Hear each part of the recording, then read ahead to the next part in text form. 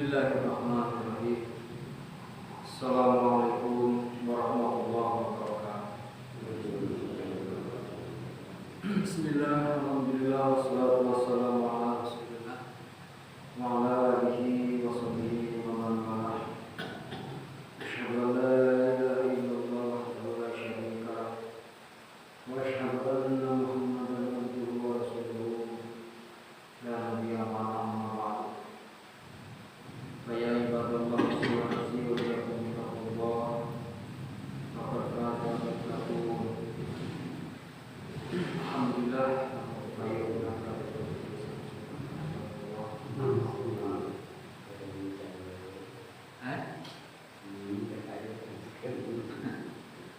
Salawat dan salam ya tercurahkan di mana kami bana nabiyana wa maulana Muhammadan sallallahu alaihi wasallam.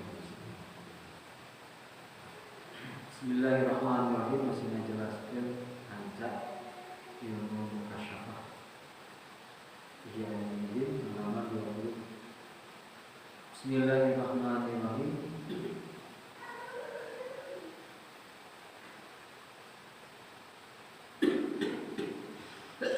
Wa ilmu sidikin wa muqarrabin akni ilmu mukasyafah bahwa ibaratun an yadharu al-qawi inda tadhirihi wa tazkiyatihi min sifatihi al-madhumati wa yankasifu min dhalika amrun kathiratun kana yasma'u min qawli asma'iha wa tawahamu lima laha ma'aniyun mujmalatun ghairu muttahidatin fatadihu fidrata hatta tasla ma'rifatul haqiqati bidzatillahi subhanahu wa bi sifatihi al-baqiyati tamah wa bi af'alihi wa af'alihi. Bismillahirrahmanirrahim.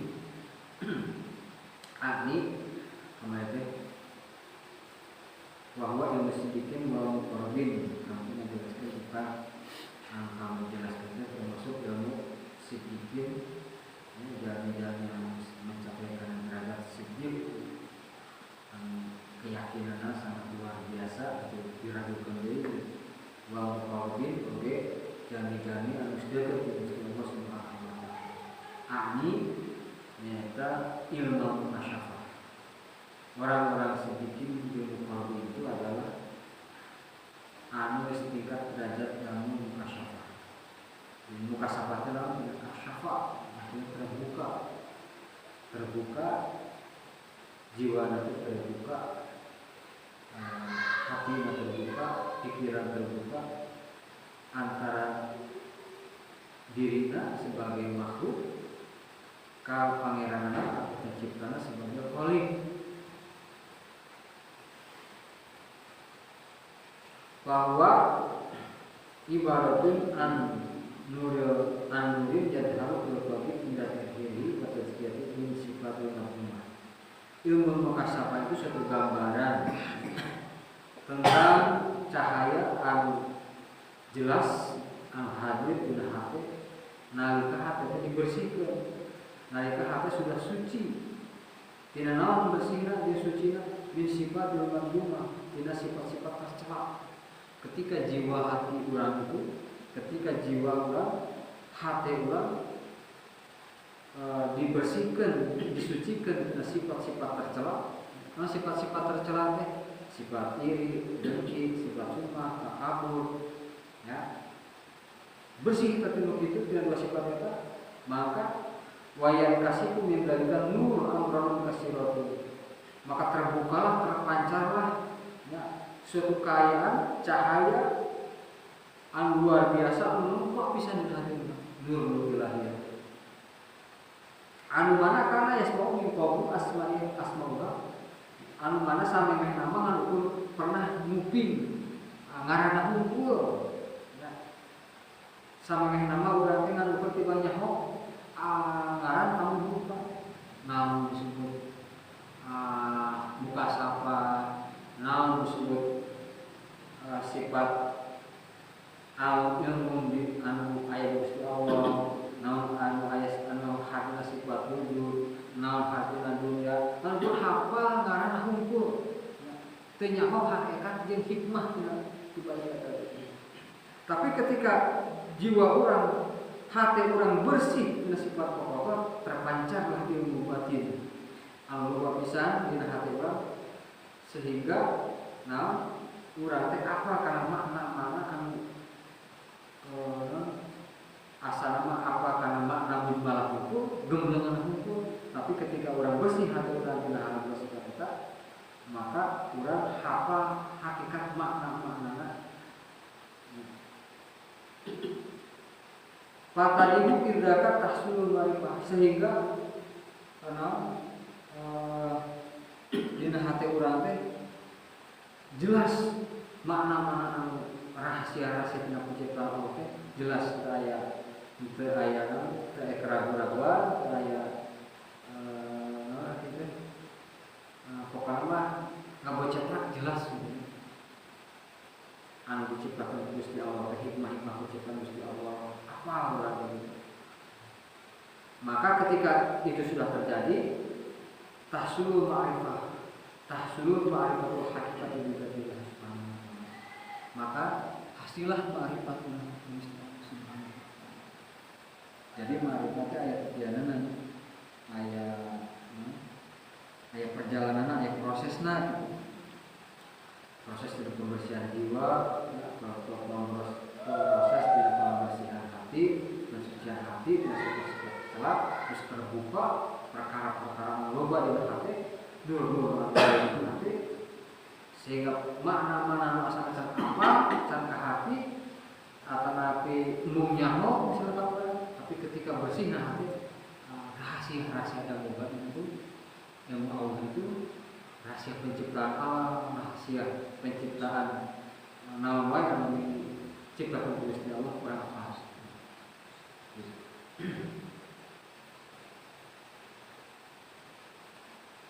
Maka tahsul ma'rifatul hakikat, maka orang bakal hasil tapi karena derajat ma'rifat hakikat.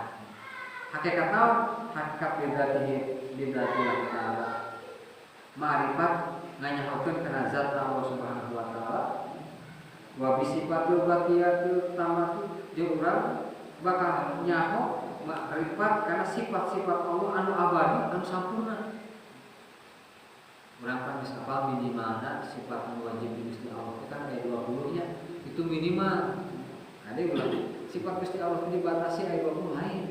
Minimalna zat Allah teh kudu ngabogaan Tuhan itu minimalna kudu ngabogaan sifat 20.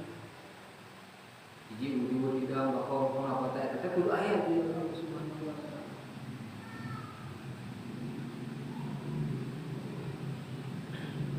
Terus lain nyawa tamu lupa tapi orang kamu sahadana bersih geus menuju Allah unggul di hati, maka apa orang kata makna sejati sifat-sifat Allah. Wa bi afalihi oge urang bakal apa bakal ma'rifat karena afal Allah, pagawean-pagawean Allah, bahwa Allah teh lamun urang geus tauhid ka Gusti Allah, mengesakan Allah Subhanahu wa taala, mengakui mana esa Allah, maka Allah itu esa dalam zat, hiji dina zat, hiji dina sifat, hiji dina pagawean. Hiji dina pagawean teh kumaha? Hartina pagawean Allah moal pernah bisa anu nyerupaan kana padawan. Allah sekecil apapun nyiptakan reugit. Aya teh jelema anu mampu nyiptakan reugit. Moal aya paling oge meunang make batu bane. Moal aya. Tak Gusti Allah. Nah, eta teh keur suatu ujian kepada manusia. Inna Allah la yastahi ayati bamasalam ma ba'udatan fama fawqa. Gusti Allah. Allah teu era-era teu isin Gusti Allah nyiptakeun makhluk anu kecil saketir leungit bahkan leuwih leutik tibatan leungit. Itu menunjukkan kekuasaan Allah. Allah teu era nyiptakeun makhluk leungit tong sieun itu ciptakeun ku Gusti Allah Subhanahu wa taala. Nah, sebuah ibarat. Nah, sanajan leutik itu tong dianggap hina karena moal aya jelema, moal aya makhluk anu mampu nandingan kana ciptaan Allah. Allah nyiptakeun leungit di samping aya hikmahna nya tak oge aya bukti besaran Allah anu mana moal aya jelema anu mampu nandingan kana ciptaan Allah. Sanajan kecil.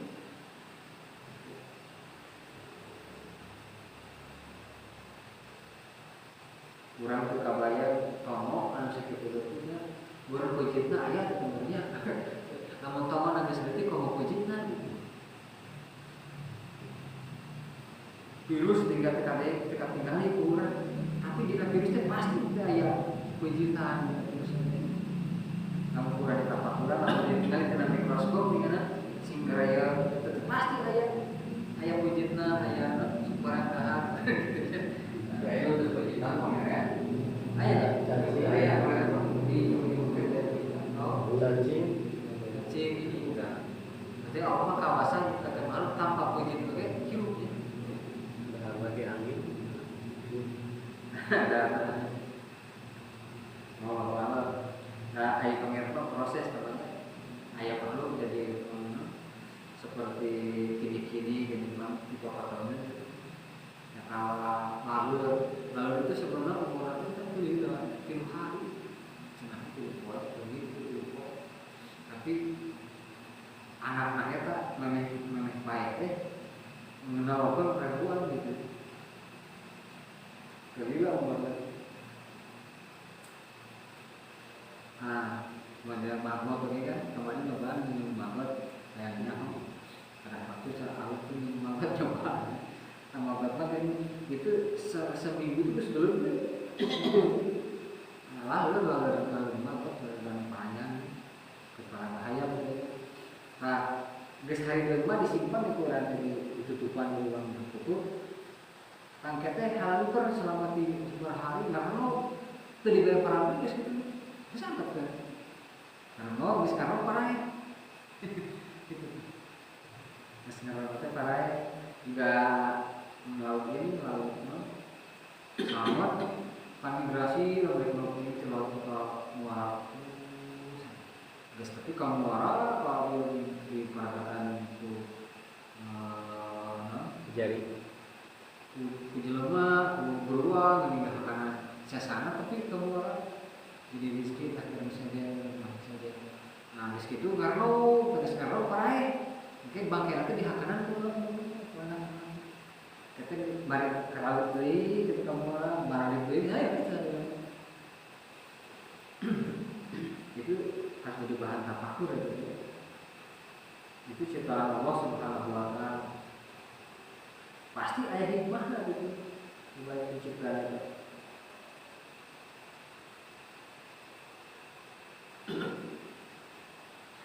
Terus wabihi kamihi fi khalqid dunya wal akhirah. Terus tentang penciptaan hikmah tentang penciptaan Allah, tentang penciptaan dunia dan akhirat. Kenapa diciptakan akhirat? Kenapa diciptakan dunia? Nah, secara zahir ya, seandainya Allah akan menciptakan akhirat, dunia saja diciptakan Gusti Allah.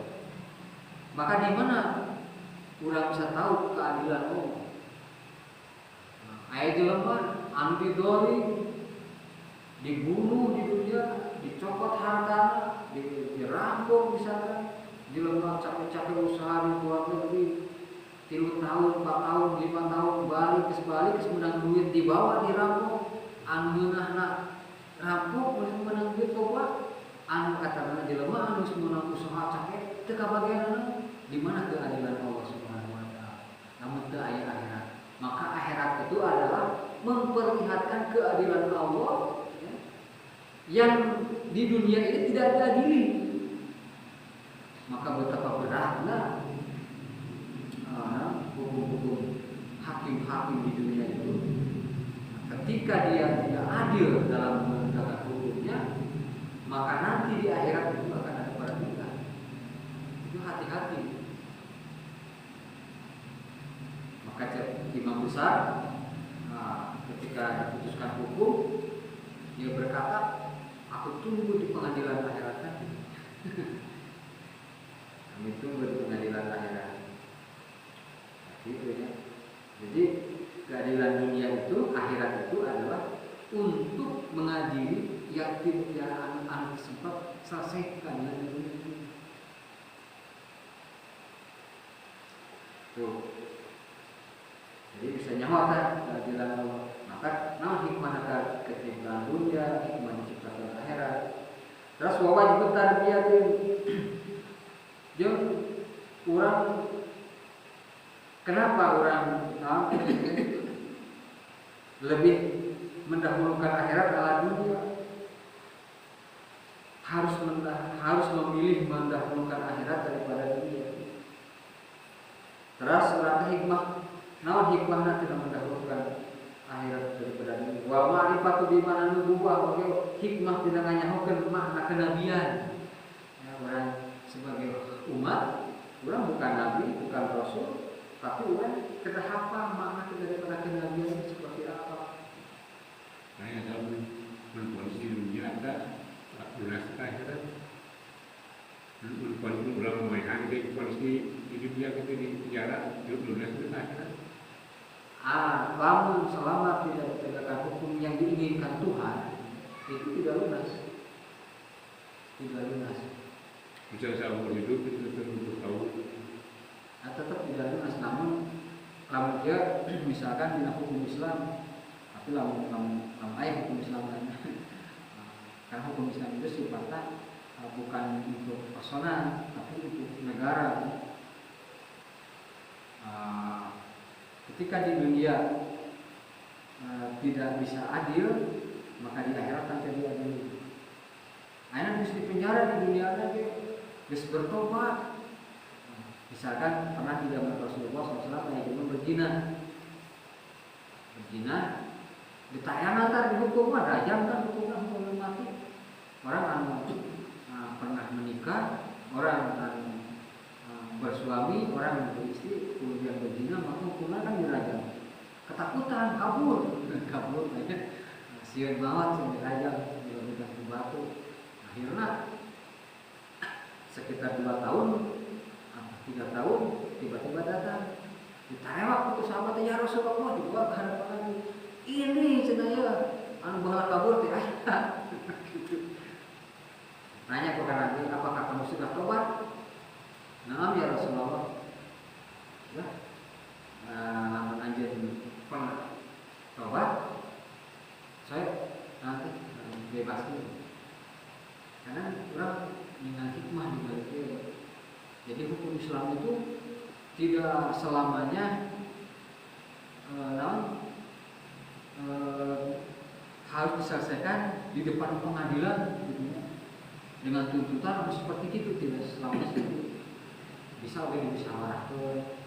Ketika Rasulullah SAW hidup tentang potong tangan saja misalkan, selama Rasulullah menjadi Nabi hanya 1 orang yang pernah mengalami potong tangan. Kemudian Rasul seperti sedih. Rasul berkata sebaiknya ini diselesaikan secara kekeluargaan. Misalkan Jerman mau kalau dipotong tangan itu kan syarat-syaratnya di antawisna mau ya sama mas dia bukan ayo waktu bahasa 100-200 saja kamu gitu.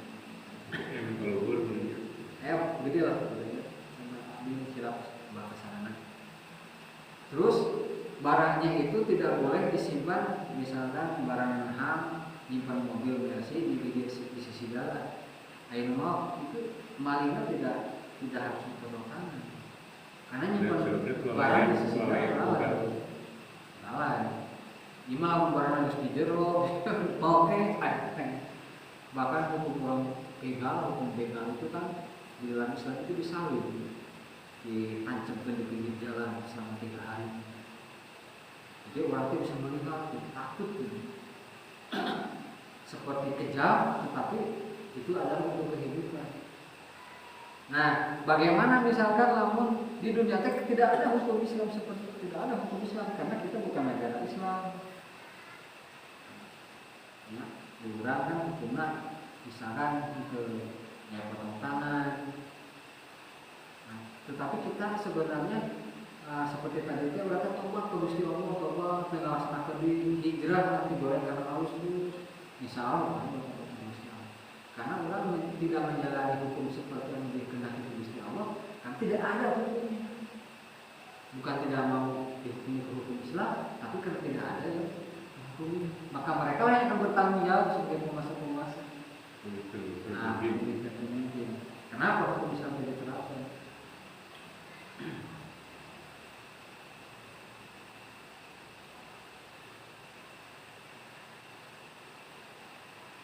Kita masalah hukum-hukumnya. Terus hikmah dina wa mana wahyu, hikmah dina nyanganyamkeun makna wahyu jeung wa mana syaitan. Naon sih hakikatna wahyu? Ketika orang bersih hati orang, tazkiyah nafsi dia jeung taqwa nafsi, maka orang bakal apa? Makna wahyu. Wa mana syaitan, hikmah di balik penciptaan setan itu apa? Kenapa setan diciptakan? Wa manabdul malaikat, nama-nama hikmah dina lapat-lapat malaikat jeung lapat-lapat setan-setan. Wa kaifiyati ma'adati syayatin.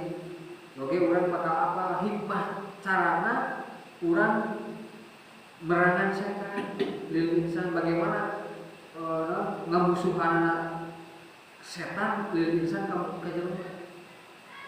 Luar biasa, sangat luar biasa. Permusuhan setan itu tidak akan berhenti. Setiap manusia itu ada setannya, ada jinnya. Sudah jin maninnya dalam ayat jelma ya, misalkan dipanggil, tukang ukur panggil, nyuruh toh, misalkan hadir, misalkan kaulah teh mama anu, misalkan persoalannya persis misalnya. Nah lagi persis jeung apa nih kejadian-kejadian bahwa itu jin koring ngaranna. Jadi jin koring teh setiap jelema dibere jin tah hiji aya jinan, aya malaikatan, aya koring. Nah, saumur hidup jelema eta ditutur-tutur kitu. Jadi ka mana wae apa? Ketika jelema maot, maka bebas tugasnya jin koring. Apa sok yang direkusi itu begitulah. Ini bagaimana ini terlalu jina boleh datang. Jina jelema mau datang, jelema mau bisa ruh itu tidak akan bisa dipanggil. Itu mau bisa dipanggil diberi minyak supaya datang. Ruh itu kan soleh disimpan di ilingin. Duraka masih jin, tapi aya oge anu memang Gusti Allah Subhanahu wa taala ruh orang-orang tertentu seperti wali, para nabi itu bisa mendengar atau nanti bisa apa, bisa kurang seperti orang macam kalau katanya nabi tahu orang kesalahan. Kata nabi aya oge nu dibalikeun di kepikiran-pikiranna ya gitu. Jadi ayat itu tempat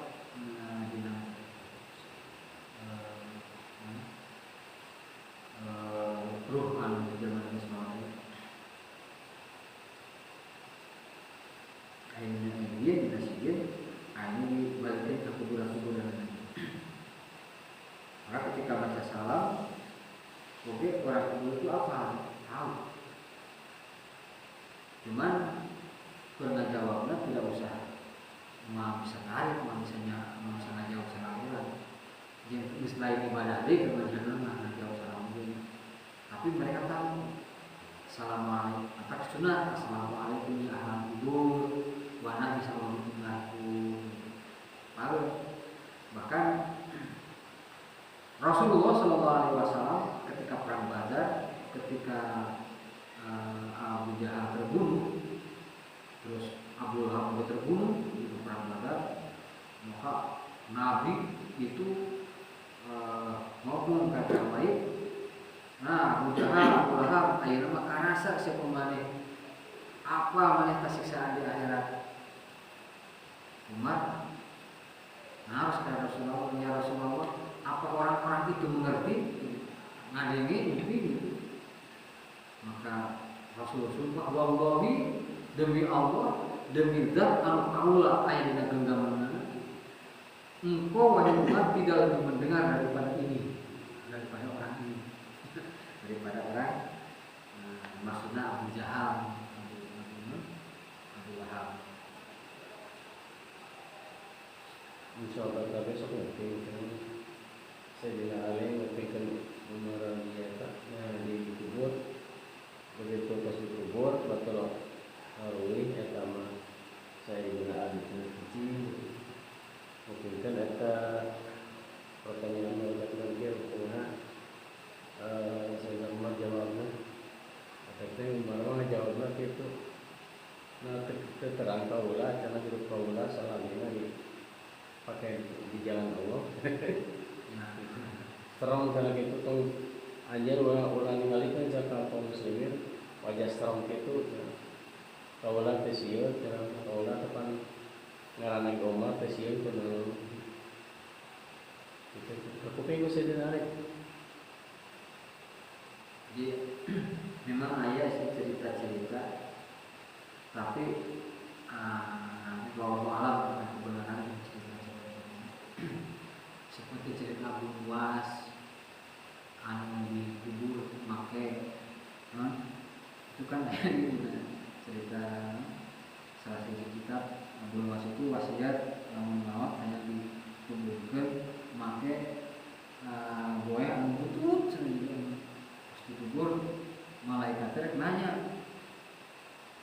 Ya teu jadi malaikat balik bicara nanya nanti. Geuning ieu cenah mayit geus gila. Nah make geus leuh eta geuning cenah lagi. Ngobrol buksan. Mun kajian akhir teh ngobrol cenah nanya anu istimewa apa. Pas teh balik deui. Nah, ya geuning anu cerita kuburan teh cenah geus gila di kuburan teh. Imam Sibawe ini Imam Sibawe karena Imam Sibawe itu ahli sholat, ahli nahu. Oke, diceritakan kan marah juga Imam Sibawe. Nah, malaikat cenah mandidinya mana mantah gitu ya. Nah, gitu. Istifham naon cenah. Nah, Sayyidina Ali orang sahabat. Sayyidina Ali teh nya sahabat Nabi, mantu Nabi. sahabat Suamana ya Orang kami yang berjalani kan kena calon. Tuhan si Abdul Qadir Jalani mah eta mah beda dia. Iya. Nah, eta mah jauh ke suatu Nabi. Cuma bukan si Abdul Qadir mah tahun sabaranya saya sareng Imam Ghazali sama tahun sekitar 560 Hijriah. mana mazhab apa? Satu Imam iya mah sahab Abdul Qadir Jalani adalah Imam Syafi'i. Yang berkata Imam Syafi'i yang berkata Imam Malik ya.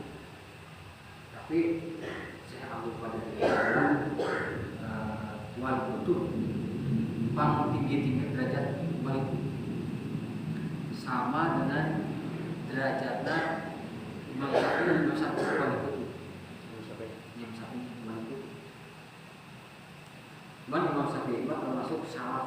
Karena salaf itu anu hidupnya 300 tahun kali kanjeng Nabi. Jadi misalkan Nabi itu Nabi, sahabat, tabiin, lanjut tabiin, terus ketika 300 tahun 300 kali ya disebutnya khalaf.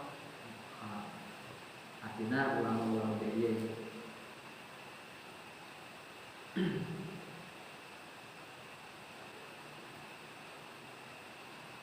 Imam Syafi'i sanes Habib. Imam Syafi'i itu bukan Habib. Sanes keturunan Nabi. Sanes keturunan Nabi. Itu ulama Palestina, jadi lahirnya di Palestina, di Gaza. Kita ini orang Habib itu keturunan lain. Habib teh keturunan Kanjeng Nabi Husain. Itu satu Husain. Bani Hasyim Nah, Bani Hasyim. sanes Nas Bani Hasyim. Nah, keturunan ti Kanjeng Nabi. Kanjeng Nabi itu Fatimah, Bani Hasyim keturunan buyutna Nabi Hasyim. Ayah Bani Hasyim, ayah Abu Thalib, Nabi di Abu Thalibna. Nah, jadi Habaib itu keturunan bukan Hasanah tapi dari Husain. Dari Husain, kebanyakan dari Sayyidina Husain. Di Husain teh anu mati Karbala teh anu pencit nih, anu cenah bejana dipakai main bola cenah sih. Nah, tapi tinggal itu bahas main bola teh bisa. Disepakan gitu. Silakan. Karena kita main bola di hari teh. Nah, gaya keturunan di Yaman. Nampak Yaman itu Hadramaut itu pusat para wali ini. Itu saja kita sahabat. Nah, Keturunan Umi Kulsum gitu. itu ya. Keturunan Fatimah, Husain, di Hasan ya. Husain. Kayak di lama apa gitu itu yang Pak Habib yang di lima keturunan yang paling dekat Jindan yang warga Syihab ya. Seperti Quraisy Syihab, terus Syihab-Syihaban lah, Bejik Syihab, terus ayah oke Jindan, terus ayah Al-Atos, namun di bahasa Indonesia menjadi Al-Atas, Muhsin Al-Atas. Itu Muhsin Al-Atas itu Habib Al-Atos ya. Al-Atos, terus ayah Ali Al-Atas itu Pak Habib.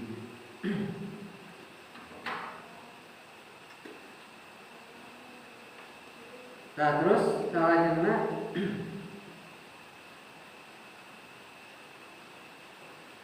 wa kaifiyatu tuhuril malaki lil anbiya wa kaifiyatu usulil wahyi. Urang bakal perang karena hikmah kumaha datangna malaikat ka para nabi. Nabi kumaha carana malaikat itu datang ke para nabi. Terus wa kaifiyatu usulil wahyi kumaha carana kaifiyatna carana tepina wahyu para nabi. Malaikat itu carana itu malaikat. Nah Allah itu kan maha gaib, bukan bahkan hanya manusia, bahkan malaikat itu sebenarnya tidak melihat Allah. Jadi orang pernah mengira bahwa malaikat itu ayat di samping Allah ningali kazat Allah. Tidak. Allah latiful basir. Jadi Allah itu tidak bisa dilihat latif makhluk itu. Hanya Kanjeng Nabi lah yang pernah melihat Allah Subhanahu wa taala ketika Mi'raj. Nah, jadi malaikat itu tidak melihat Allah. Kumaha itu cara malaikat Jibril menyampaikan wahyu ti Gusti Allah ke Nabi itu sejenis ilham. Malaikat mungkin Kanjeng Nabi Muhammad SAW. Jadi orang perlu apa hikmah akan bicara, hikmah apa caranya, bagaimana malaikat menyampaikan wahyu kepada Nabi. Terus wa ma'rifatu bi malakuti samai wal ard. Terus bagaimana caranya orang nganyahokeun hikmahna nganyahokeun alam malakut, alam langit di alam bumi. Jeung hikmahna tidak nganyahokeun hate. Jeung wa kafiyatu tasaddumi junudil malaikat, bagaimana dalam hati itu tidak pernah berhenti perang antara tentara malaikat dan setan di hati. Setiap manusia itu kan ada hati yang malaikat, ya setan. Tidak akan pernah berhenti antara malaikat dan setan itu di hati itu akan berperang.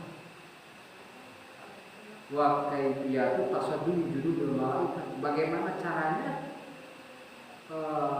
Bagaimana kumaha gitu ya. Orang menyampaikan perang tidak berhentinya terus-terusan antara tentara malaikat dan setan-setan di hati. Terus wa ma'rifatul farqi bainal lummatil malaki wal lummati syaitan. Terus hikmah dina nganyahokeun perbedaanana antara lengkah-lengkah setan jeung lengkah-lengkah malaikat dina hati urang.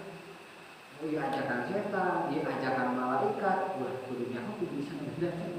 Mulai kok nu kieu ajakan setan tapi dianggap ajakan malaikat.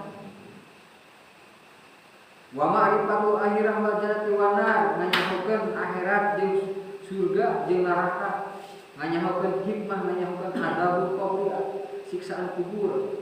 Hikmah nganyahokeun sirat, hikmah nganyahokeun mizan alam timbangan, hikmah nganyahokeun hisab, alam hisab di akhirat ya hisaban perhitungan amal.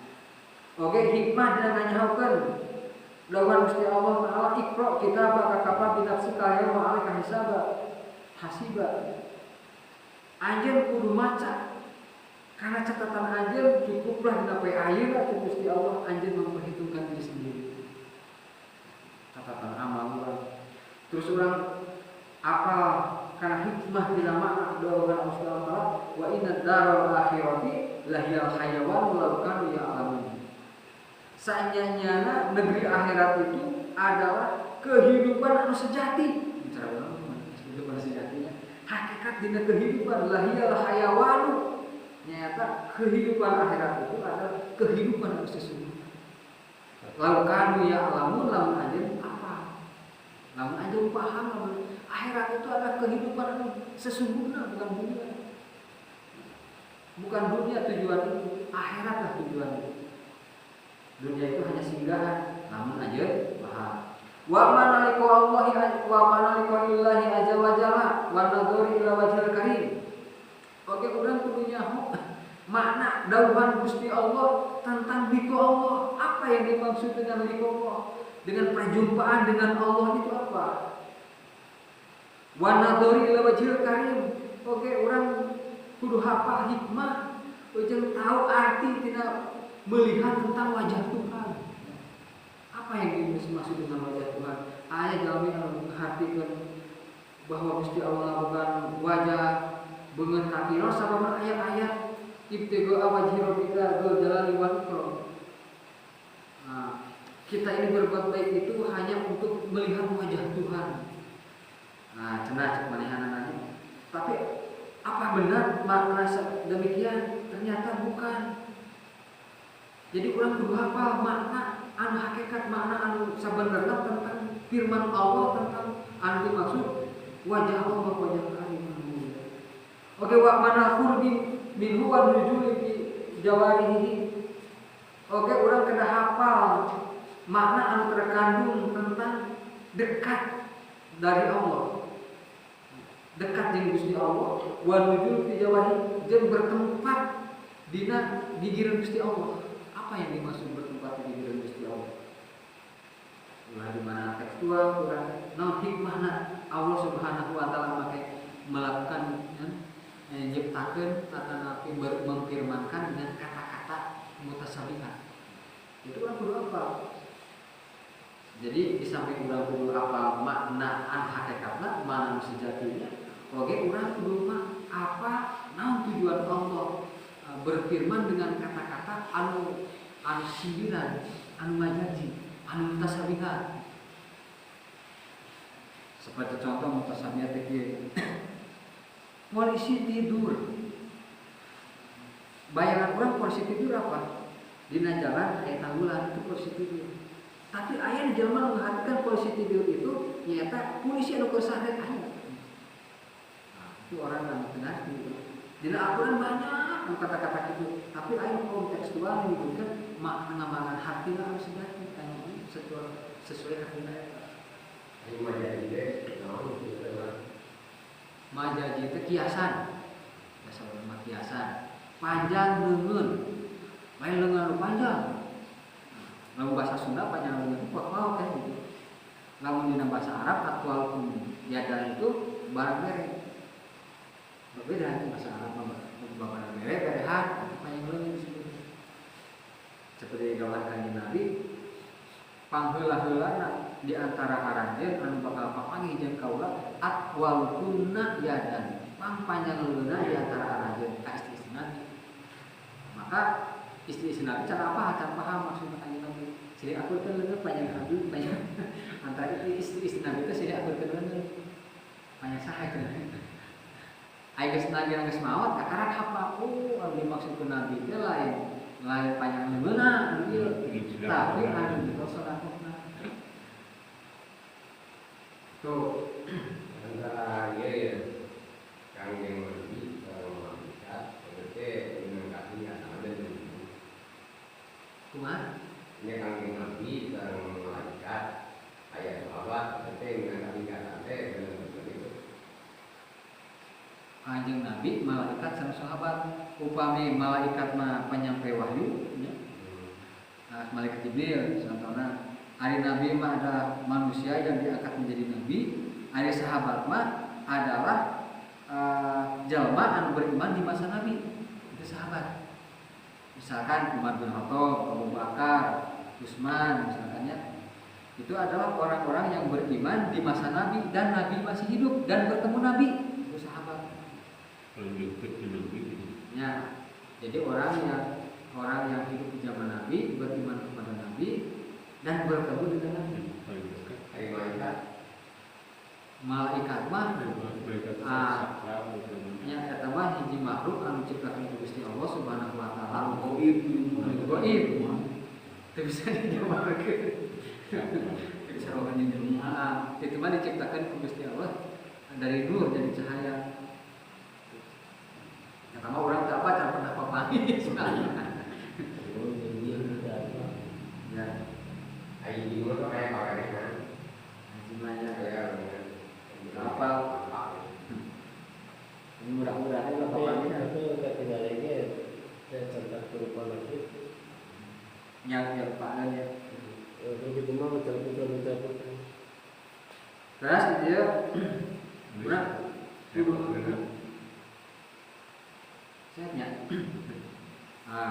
Wa mana khusus ada di